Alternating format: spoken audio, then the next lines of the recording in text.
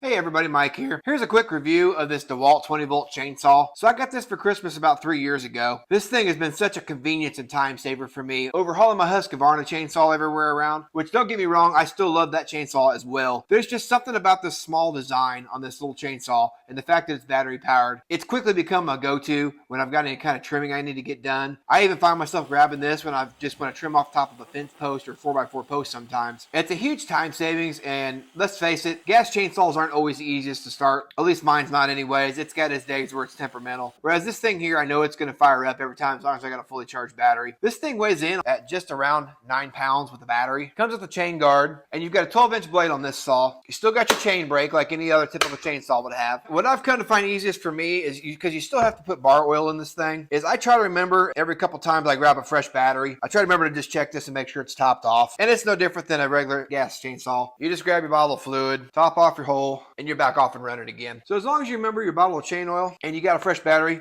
you're good to go for quite a while. In fact, DeWalt advertises this as being able to cut 90 cuts on one battery on a 4x4 treated post. Can't attest to those numbers. I can tell you I've cut probably 3 to 4 dozen cuts on this on one battery that I can remember before I've had to come in and get a fresh battery. This thing's got plenty of power for all your basic jobs. We tend to use old foam poles for fence posts in our pasture, and I'll grab this half the time because I know it can handle it. It does a great job. Now when you slide your battery in here on the back, like so, pull your chain guard back. The other nice thing about this is it's not near as loud as a gas chainsaw is going to be.